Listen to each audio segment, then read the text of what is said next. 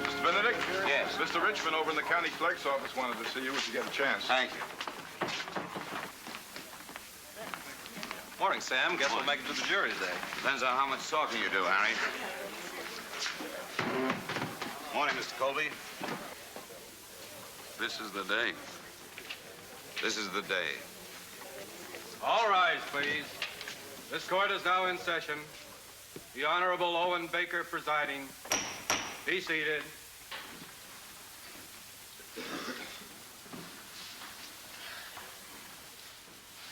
All right, Mr. Carson, you may proceed with your summation.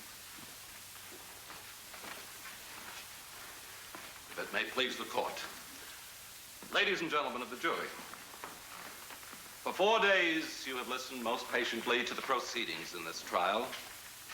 You've heard the evidence presented by the people, evidence which I will review step by step.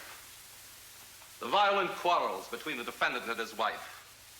Quarrels which culminated in a threatened divorce action. An action which the defendant feared would give his wife custody of their 2 children.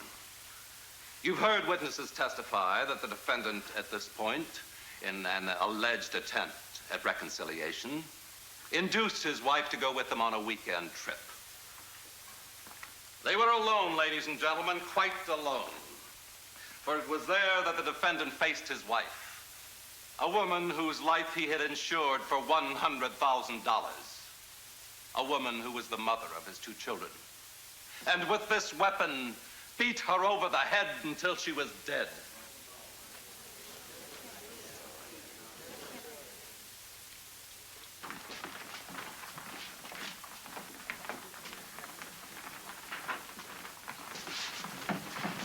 Sorry, kids. Can't go in. 5-minute recess.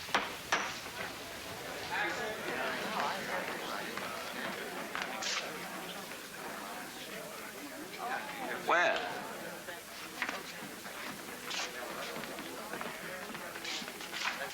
Here they are.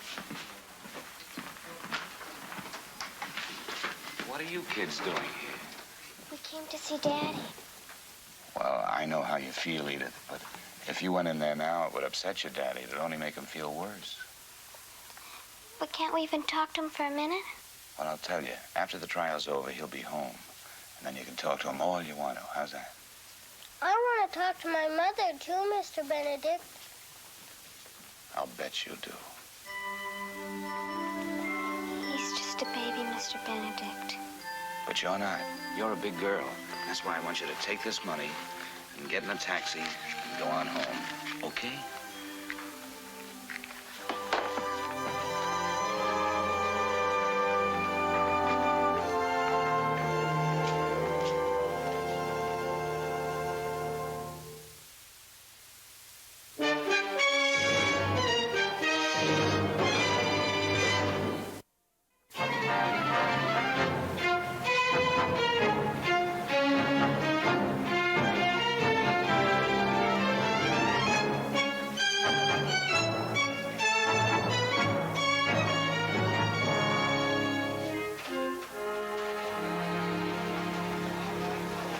Colby's kids are still here. You take care of the press. All right. Come on with me. Come on. Come on, right over here. All right, right in here. Let's go. All right, over there. Come on, sit over there. Here. Oh, thank you. We didn't go home. I can see that. What about Daddy, Mr. Benedict? What happened? Well, the jury's outside now trying to decide on a verdict. That could take hours. I want you both to stay right here, and I'll be right back. All right. All right. Remember now, right here. Joe, stay with the children, do you mind? Keep the reporters out of here.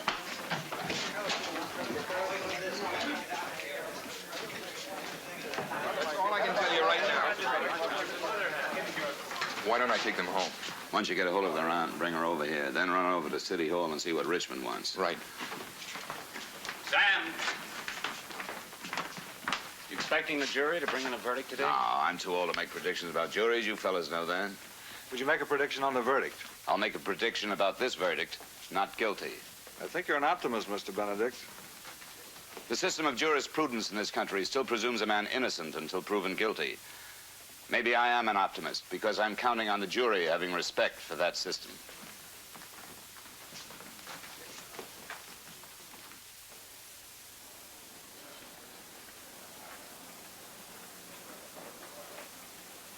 Oh, the jury's still out. You have anything for me? Tell him to take his trip. I got the continuance. 2 weeks from today. What else? No, Trudy, I can't make any speeches tonight. Not while I'm waiting for a jury. Anything else? All right, Trudy, that's fine. Miss Colby. Where are they? Are they all right? They're all right. They're in there. Excuse me, sir. I'll take them right home then. Wait a minute. I want to talk to you. Excuse me, sir. What are those two children doing in a place like this? Why were they left alone? I couldn't help it. I didn't know. At a time like this, they need somebody to hang on to. If you can't do it, the Department of Social Welfare will. Mr. Benedict, I have a job. I can't afford to give it up. Benji said he wasn't feeling well this morning. I told Edith she could stay home from school to look after him. I called home to see how he was. And when there wasn't any answer, I came home. I was frantic. Suppose they heard the district attorney tell the court exactly how their father was supposed to have killed their mother. Yes, you're right. Of course you're right. I've tried to protect them. I've tried every way I know how. As soon as my brother was arrested, I hired a woman to look after them. I had a few dollars saved. Well, I had to let her go. They're gone now. When you sell dresses for $61 a week, you don't pile up much of a bank account. I love those children, but I don't know where to turn. If this goes on much longer, I don't know what to do.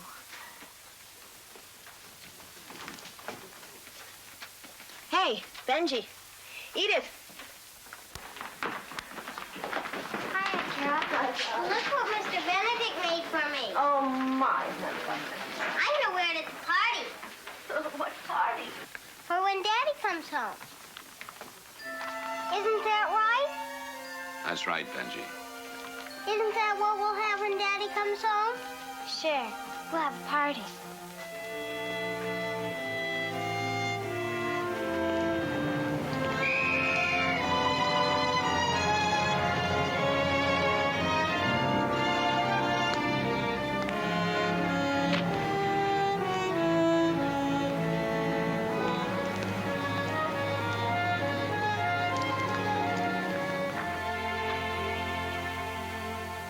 Oh, hi, Mr. Tabor. Hi.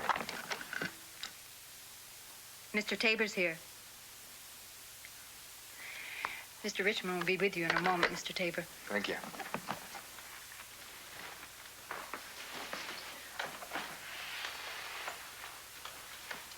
What always gets me, the way these civil servants like to keep you cool in your heels. It does? Yeah, I've been waiting here a half an hour. I could have sold 2 pairs of shoes by now.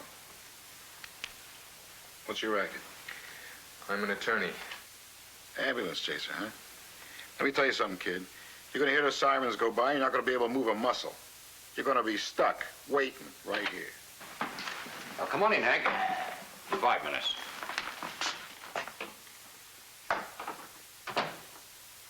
Where's Sam? Sam's out with the Colby jury right now. I've been reading about that one. Look, you ever hear of a woman named Rosie McConnell? No. Sam knows her. Pushcart peddler. Real character. Rosie died a couple of days ago. Natural causes. She was 78. Come to think of it, she had to be 78 to collect all that junk in her place. Floor to ceiling Tabor piled up almost to the door. Old newspapers, old books, clothes, bottles, you name it. She kept it. Here's a last will and testament. Sam drew it up years ago. Anyway, the body's in the morgue now. The public administrator started a search of her room, trying to come up with a next of kin. Finally turned up a name, a nephew. He'd been dead for 20 years. Oh, that's too bad. That's only the beginning, Tabor. Checked that nephew and found out he had a nephew. And he's dead, too. Oh, no. No, he's alive. Never heard of Rosie. As far as he's concerned, the county could bury her. You just met him. I did? Right outside there. Oh, you mean the shoe store magnate? That's the one. Sam's the executor. Thought he might want to notify the beneficiaries as soon as possible. Apple? Sure. Emmeline Goodrich and Hazel Krolick. Who are they? A couple of Rosie's old friends. Well, I'll let them know they've inherited a lot of old newspapers and racing forms. You might tell them about the $61,000 too. What? Under the old newspapers, the books, the clothes, the rags, there was a box. And in that box was $61,213.18. How'd you like to notify the heiresses?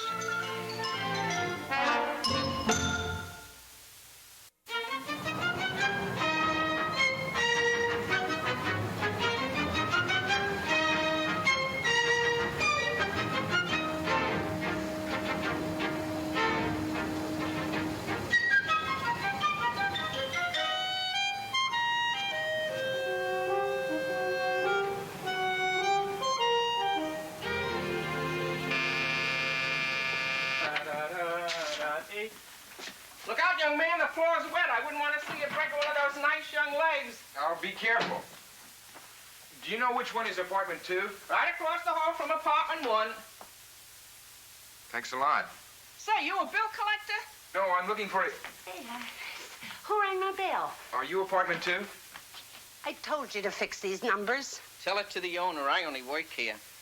Are you Miss Emmeline Goodrich? Mrs. Goodrich. Oh, she hasn't been married for 30 years. But I was married. Do you want to see me, young man? Yeah, to a man who ran off with another dame. My name is Tabor, Henry Tabor. At least mine ran off after we were married. Won't you come in, young man?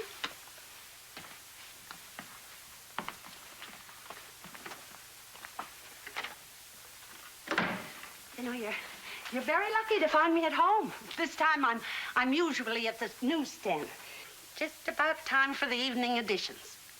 But I closed it down just for today. Least I could do in memory of an old friend. You mean Miss McConnell? You know Rosie? Well, not exactly, but I came to see you about her. Is there a Hazel Krolick in the building? I looked at the directory, but I couldn't find the name. Ah, that hasn't been fixed for 15 years. You want to see Hazel? I'll get her for you. Oh, listen, don't bother, please. Oh, no trouble at all. Hazel! Oh, put down that mop and come on in here. The young man wants to talk to us about poor Rosie. I knew he was a bill collector. No, I'm not, Mrs. Krolick. Miss Krolick. What? I'm an attorney. Oh, well, that's even worse. Now, won't you sit down, please? And could I get you a cup of tea? Or maybe you'd like something a little stronger. I wouldn't mind.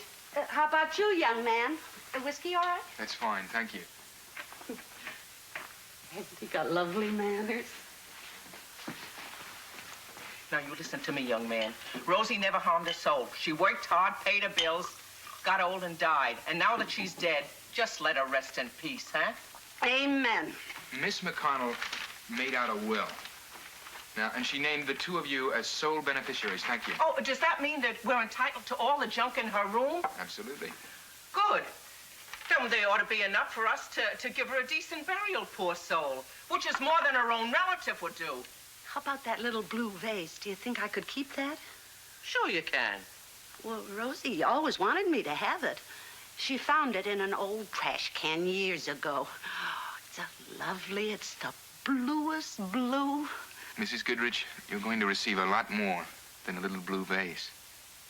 You're going to receive 1/2 of $61,213.18. What a busy day.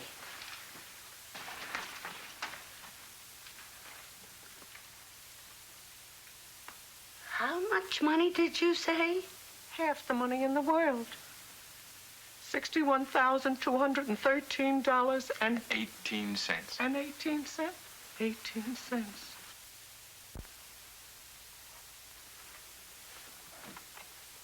Yes. I wonder if you'd help me out. I'm looking for apartment number 2. There aren't any numbers on these doors. Well, this is apartment number 2. Are you a lawyer? Lawyer? No. But you must be Emmeline Goodrich, huh? That's right. Well, my name's McConnell, Alex McConnell. I wonder if I could talk to you for a minute. Well, you might as well. Come on in. We were having a little business conference. This is my friend Hazel Krolick, and this is... Henry Tabor. We've met. I heard you say your name is McConnell. You related to Rosie? That's right. She's... Oh, you're the fellow who was too cheap to pay to bury her, huh? Well, Emmeline, do me a favor. Throw him out. Now, wait just a minute. Wait. I know that what I did was a mistake, but I've taken steps to correct it. Now, what I want to do is talk to you about... About $61,000, huh? Well, any talking you have to do, you can talk to our lawyer. Right, Emmeline? I didn't know we had a lawyer. Well, we have one now. You any good, Sonny? Yeah, I'm pretty You're good. hired. First thing I want you to do is to tell this gun if he's got no right on these premises. If Emmeline doesn't want him here. Do you want him to leave? Hazel says so. Yes. Sorry, McConnell. You think these old biddies are going to get all that money? Not on your life, Tabor. My aunt was crazy, and I'm not going to have any trouble proving it. Why, the idea. How dare you say such a thing about Rosie? Now, you get out of here. Go on. Get out of here. Get right out of here. The idea. You take care of that man. You're our lawyer. I'm not sure you need one.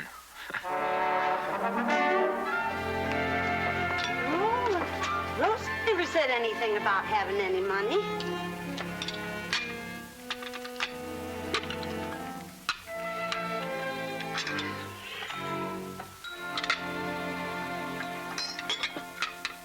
How do you like your tea, Henry? Medium, thanks. Oh. Did she ever say anything to you, Hazel? Pay the rent, that's all I know. What difference does it make, Sonny? She had the money. But did she know she had the money, or had she forgotten? Those bills were old. They were buried under a pile of junk that hadn't been disturbed for years. Yeah, but that's the way Rosie liked to live. And when you're old, Henry, you want to live the way you want to live. Yeah, and it's nobody's business but your own. Nobody cares what happens to you anyway. Alex McConnell cares. That'll be one of the first points he'll make. That Rosie, when she made out her will, didn't know how much money she had. If she'd known, she wouldn't have left it to you. Oh, she would have left it to him, I suppose. That'll be his second point. She didn't know he existed. If she'd known she had a living relation, she would have mentioned him in her will. Oh, come off it. Don't let him tell you that, Sonny. A gonif like this? Why, Rosie kick him right in the teeth. They think because you're old, you don't have any sense. Sure, we're old. Rosie was old. You know how we got that way? Living a long time, learning a lot about people. We don't want any handouts, Sonny. But we don't want anyone saying Rosie was too old not to know what she was doing. You know, yesterday wasn't the first time I saw him. Who? Rosie's nephew. When did you see him? I don't remember. It was a long time ago. Did you see him here? Was it in Rosie's apartment? I don't think so. Well, if you saw him in Rosie's apartment, that'd prove she knew him. Yeah, I know that, but I can't remember. I think it was about 4 or 5 years ago, but that's all I can remember. He owns a shoe store. Could it have been there? I don't remember. Oh, I used to have such a good memory. Well, I guess Hazel's right. I guess we're getting old.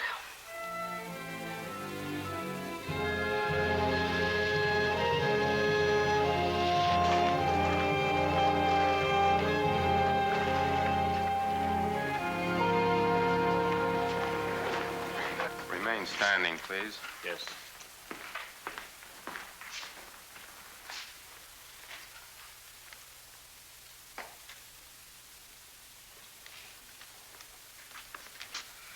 Ladies and gentlemen of the jury, now listen to your verdict. The people of the state of California versus Roger Colby, charged with homicide in violation of Section 189 of the Penal Code. We, the jury, find the said Roger Colby guilty of the crime of murder in the first degree. Signed, Frank Gentili, Foreman. Is that your verdict, ladies and gentlemen? It is.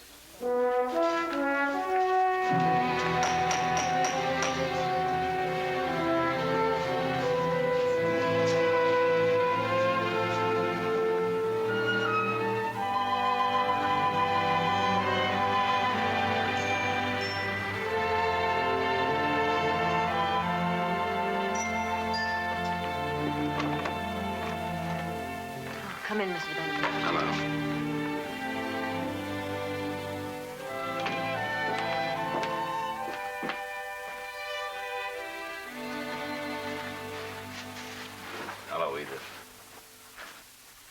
The news is bad, I know that. But it's not over yet, I promise you that. It's not over. Jury said Daddy was going to the gas chamber. It was on the radio. I couldn't help it. Tomorrow morning, I'm going to start preparing an appeal for a new trial. Oh. Can you get a new trial? There are grounds. I intend to prove that the evidence was insufficient to support the verdict rendered by the jury. That means your father's going to get another chance. A chance to prove himself before 12 different people. Mr. Benedict, did Daddy kill my mother? Edith. Did he? He told me he didn't, and I believe him. If he didn't, why didn't they believe him? Oh, baby, no. No. No.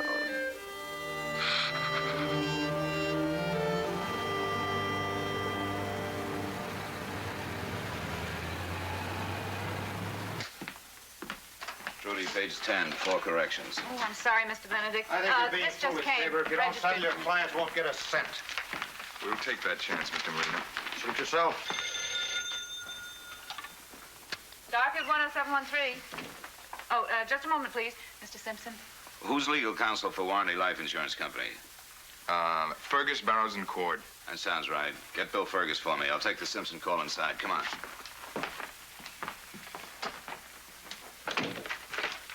Mr. Simpson, who is the threat maker? Tony Marino. He's representing Alex McConnell. They're going to contest Rosie McConnell's will. That figures. I read your statement, Mr. Simpson. I'd be happy to represent you. Are you in a position to retain me?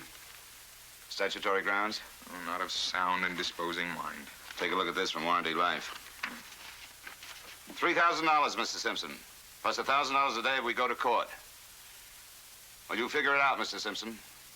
That's my fee, and it's your broken leg. All right, I'll send you a demand letter today. Thank you. What can you do about this? Shove it down their throats. Can they refuse to pay? Have you got Fergus on the phone? I've got him right here, Mr. Benedict. Oh. Hello, Bill. I've been trying to reach you. I've got a letter from the insurance company on the Colby claim. I was hoping I'd get a chance to talk to you before it came. Well, you've got a chance now. No calls, Trudy. Come on in. Thought I'd get a chance to say hello to him. Hello, Mr. Fergus. I'll be at Mrs. Goodrich's apartment if anybody wants me. Right. Garfield 10713. No, I'm sorry, Mr. Benedict's in a meeting right now. Right. I have 3 kids of my own, Sam. I can appreciate how you feel in regard to the Colby children. But you know the law as well as I do. No man can benefit as a result of his own criminal act. I also know you can't take action denying the claim until after the case is concluded. Look, Bill, these kids don't have a thing in the world. The insurance money is very important to their future. They can't take the proceeds from this policy either, Sam.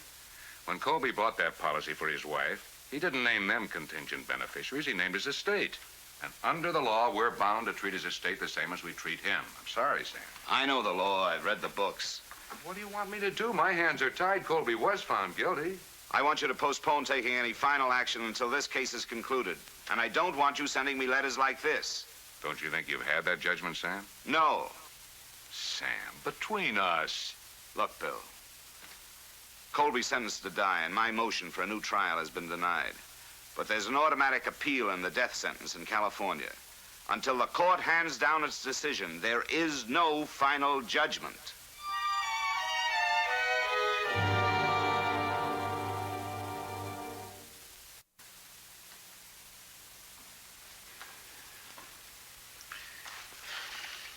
You know, Sam, I want those 2 old ladies to win this case. Of course you do. You're their lawyer. You're a lawyer. You're the executor.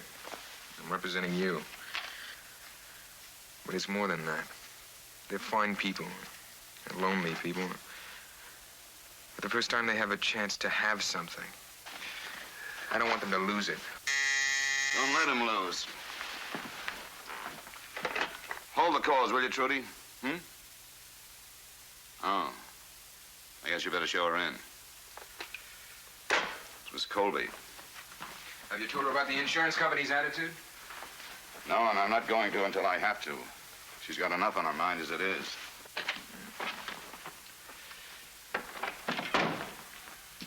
I'm sorry to bother.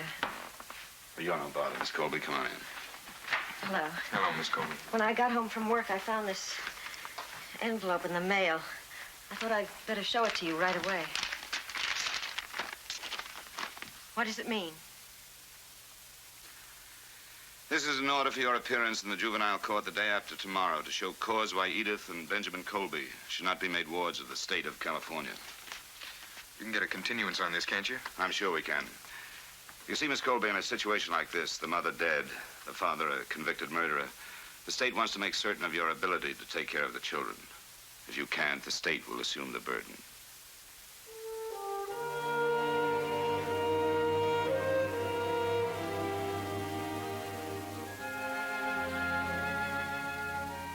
How much are they expected to live through? Where does the suffering end? Well, I am not going to let this happen to them. Not this, too. There's money, Mr. Benedict. I didn't want to bring it up before. It seemed almost ghoulish, but their mother's life insurance policy. The prosecution made enough of it at the trial. It helped convict their father. Well, maybe now it can help to provide a future for his children. They need someone who loves them. I am that someone. When the money comes in, I'll be able to hire a full-time housekeeper. I won't have any trouble then, will I? No, Miss Colby, you won't have any trouble when the money comes in. I'll tell you what I'd like you to do. You go home, tuck in the babies, kiss them for me, and don't worry about this. I'll get a postponement until after we argue the appeal. Thank you. You're welcome.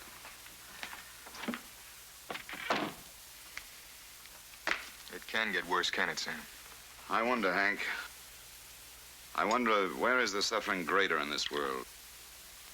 For lonely old people or lonely children?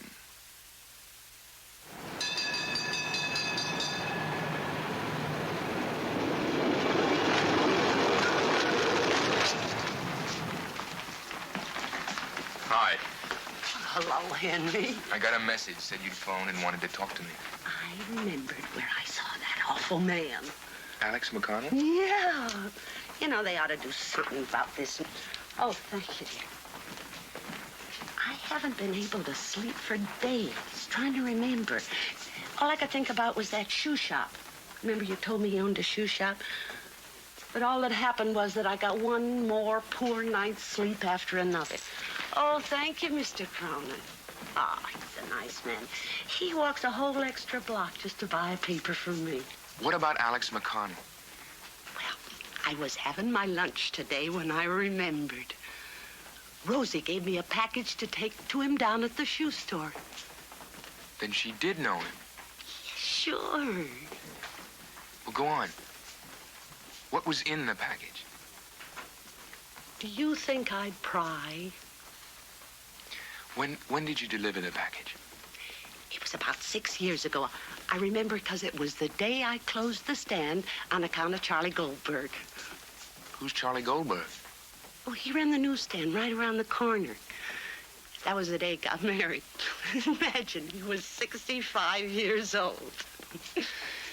That gonna help us any?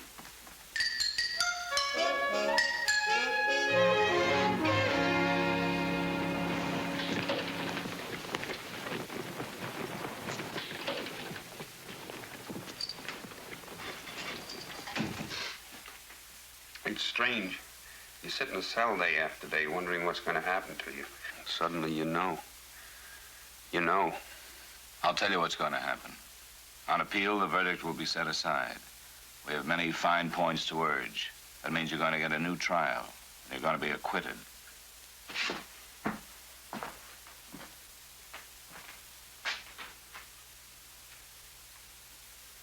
How are my children? They're fine. Your sister's doing a good job with them. I knew she would. She's always loved them. Dear God, what I've done to their lives. I can't go through it again, Mr. Benedict. I don't think I could stand it. You don't have to be present at the argument tomorrow, if that's what you mean. More than that. Every night every minute. It's as though you were crawling on the edge of a volcano and you can't get off, because that's where you belong. And you can't close your eyes, because if you do, you land in the fire. And that's where you belong, too. Mr. Benedict, I don't want a new trial. What? I don't want it. Do you know what you're saying? If we don't get a new trial, this conviction stands. The sentence stands. Let it stand. You're not making any sense. What about the children? What happens to them? My sister will take care of them. They'll be better off. She won't be near them. They'll become wards of the state. There won't be any insurance money, not 1 cent. Look, I can't promise you an easy time, not for a while. But it won't last forever. I can promise you that. It'll last forever. As long as I live. You say words, and what do they mean? I didn't kill my wife. Words. We stopped at a lonely spot on the road. We got out of the car to talk. We quarreled. I drove away and left my wife standing there, alive. More words. I didn't know she'd been killed till the police came to arrest me. More words. What are you trying to tell me? How can I face my children, Mr. Benedict? I killed their mother. God help me. I killed her. I don't deserve to live. I don't deserve to live.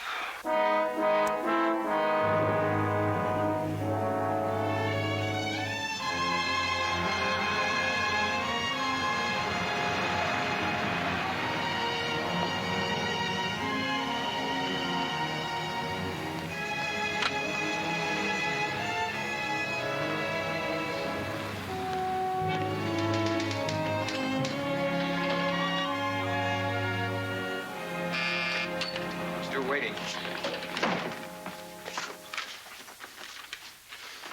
I'll check these later. Mr. Simpson's been waiting to hear it.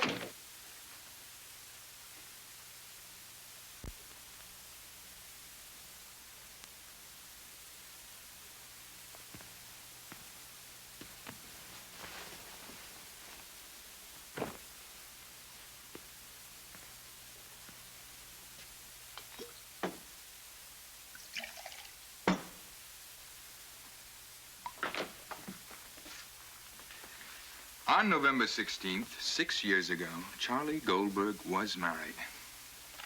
Good for Charlie. It may be good for our case, Sam. That was the same day the package was delivered to Rosie's nephew. I think it may have contained money. Get the door.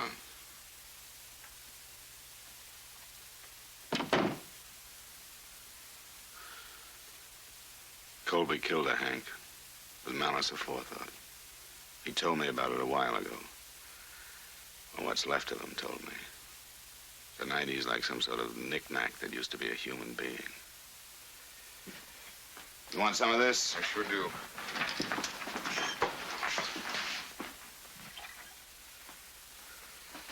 No point in our going through the argument for appeal now, is there? All I can see are those two children and what they've got ahead of them. I took this case because I believed Colby when he said he was innocent. Now, I just think I believe those two children of his. It isn't good law when your heart gets in front of your head. It isn't bad law, Sam. Yes, it is. They execute people over there in San Quentin because the law says thou shalt not kill except to protect yourself, your family, or your property. When you represent the accused, you find out with whatever means you have if there are any qualifications like that. If there aren't, you go to the court and ask the jury for mercy. Elemental. Basic. How many murder cases have you tried? 42.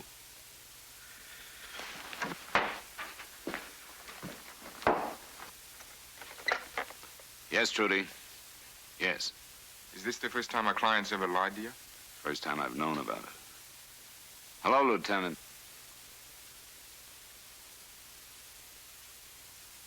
When?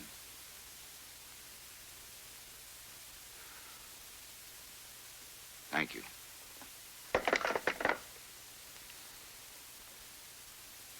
Colby died 10 minutes ago. Heart attack. I guess that's that. For Colby. But not for those children.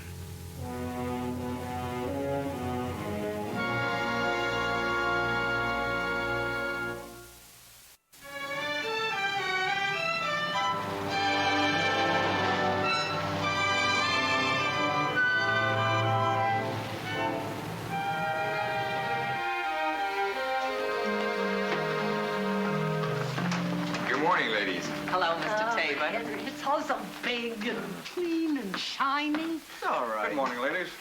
Good morning, Hank. Morning. Now, what's this I hear about Sam insisting on taking his case to the District Court of Appeals this morning? You heard right, 10 o'clock sharp. Well, he can't argue that Colby case. The guy's dead. Can't he? What's his point? Well, why don't you go to the state building and find out? This way, ladies.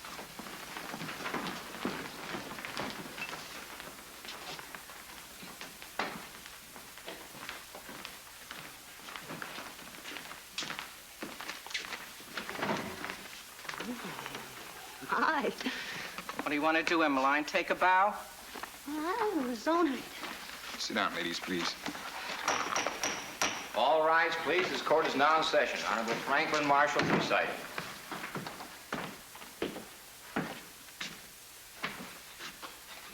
Be seated. Listen, Sonny, win or lose, be sure Emmeline gets the blue vase. She wants it pretty badly.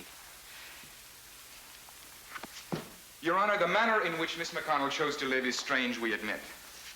Was she aware of the existence of a large sum of money in her apartment? Was she aware of the value of this money? Was she aware of the existence of a living relative? The contestant will attempt to prove she was not. However, the testimony will show that Miss McConnell did indeed know of the existence of Alex McConnell, her sole living relative, that she was indeed aware of the value of the money in her apartment, and that in full possession of this information, she still freely chose to execute the will submitted for probate today. Seems pretty sure of himself. He still has to prove those statements. Do you remember when you delivered the package, Mrs. Goodrich? Yes. It was November 16th, 6 years ago. That was the day Charlie Goldberg was married. And who asked you to deliver the package? Couldn't remember at first, but when you want to remember something real hard, it comes back to you.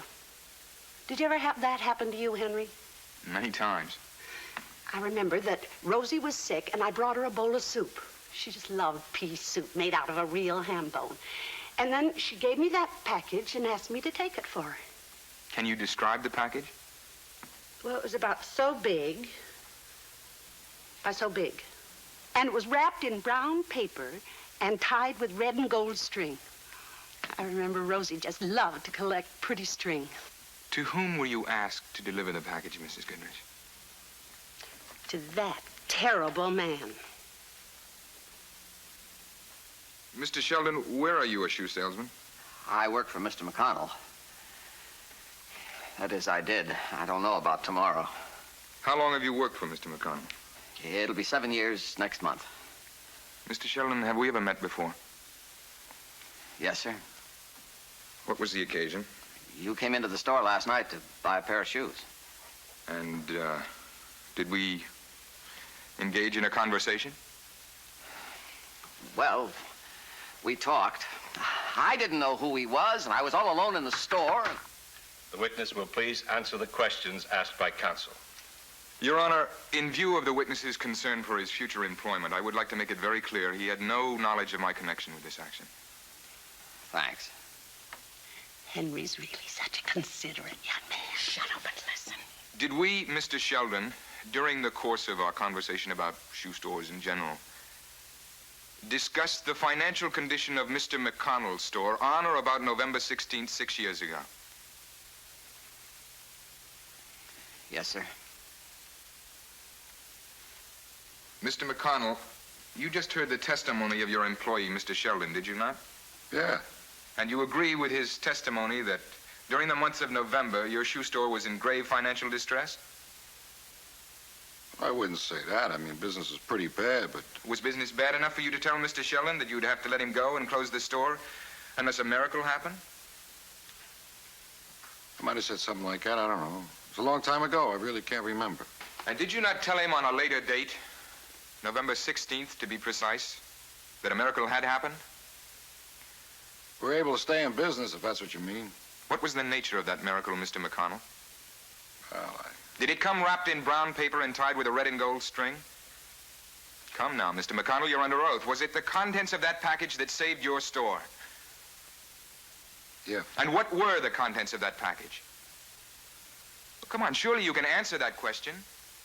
What saved your store? Was it a lot of old racing forms or theater programs, or was it money? It was money. How much money was it? I can't remember. Well, was it more than $50? Yeah. More than 1,000? Yeah. More than 2,000? It was around $5,000, but I didn't remember where it came from. Of course you didn't. But you know now, don't you? You know it came from your aunt, whom you claimed didn't know of your existence and didn't know of the value of the money in her apartment. Objection, Your Honor. Mr. Tabor, you will reserve your summation for its proper time and place. Your Honor, I have no further questions.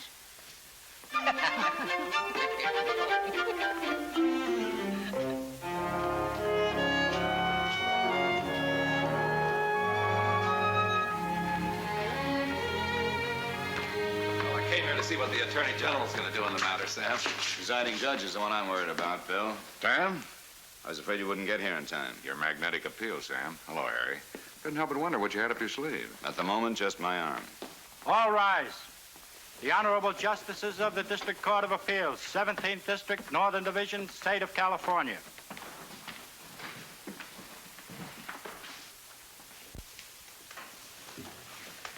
Call the calendar. Please give us your estimated time for argument. People versus Colby. Ready for the appellant, Your Honor. A few moments at the most. Ready for the respondent, Your Honor. Mr. Benedict has set the tempo. Well, we seem agreeably inclined this morning.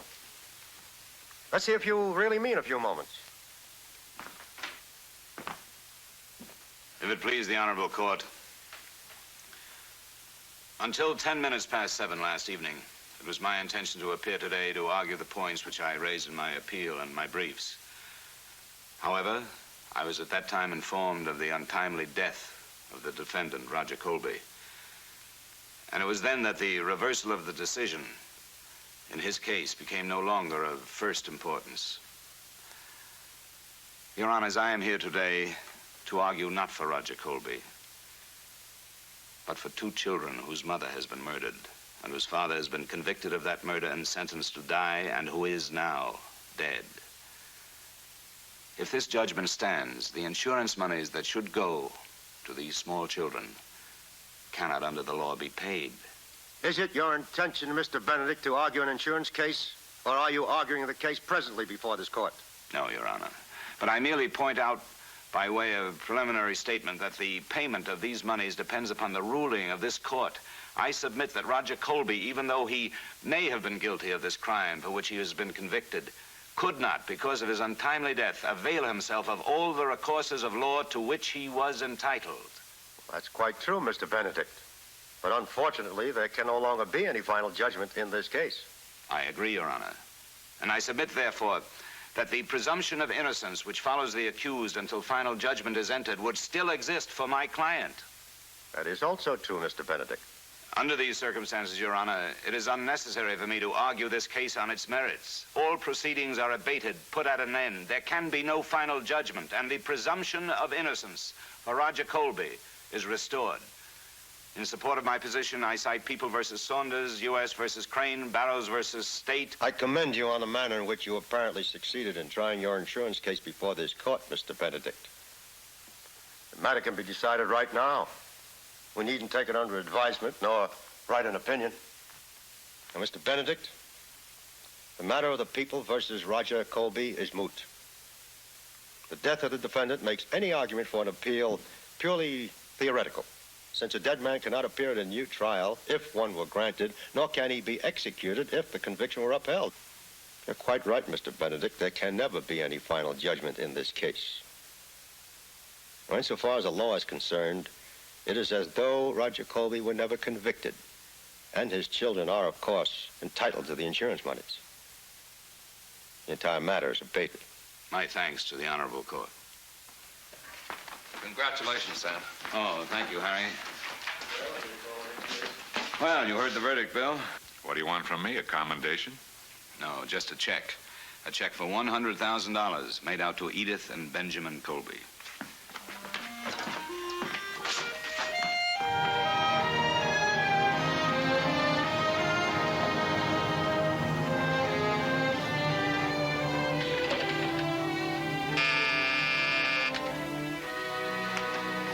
Tabor, dismissed Miss Krolik and Mrs. Goodrich. Oh, yes? What'd they want? They left something on your desk. Thanks. Trudy, get Carol Colby for me. She's here, Mr. Benedict. I let her wait in the office. Thank you. Hello, Miss Colby. I hadn't meant to bother you again. Oh, no bother at all. The insurance money is coming through. I was sure that it would. That's not why I'm here. I want to know. Did my brother kill his wife? Whatever crime your brother may or may not have committed, it's not up to us to sit in judgment on him now. You and the children have been through a terrible ordeal. But you've got to look ahead, not backwards. You've got to build a good future for those little ones. Yes, of course, you're right. As far as the children, I welcome the responsibility. I'm glad.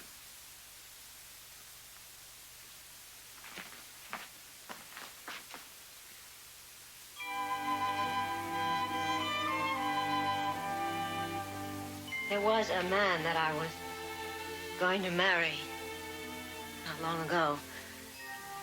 I liked him very much, but I was afraid of the responsibility.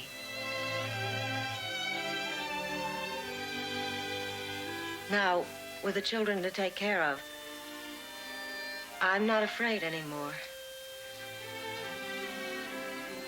Giving up a part of yourself isn't easy, but it has its own rewards. You want my advice, Miss Colby? You get a hold of that young man again. You know, that's good advice, Mr. Benedict. You take it. It's very seldom my advice is free. Goodbye. Thank you. Good night, Miss Colby. Good night. Good night. That was the first time I ever saw Miss Colby smile. What's that? Well, that's my fee from Emmeline Goodrich and Hazel Krolik. When are you going to learn that lawyers have to eat just like everyone else? No, they don't have much after the inheritance tax, and I wanted it that way. Didn't I tell you not to let your heart get in the way of the law? All right, next time remember it. Here, I'll buy you a drink. Oh, Sam? Yeah? Well, what did you charge the Colby kids for handling that insurance matter? None of your business. Come on, drink up. We may be driving to the poorhouse together.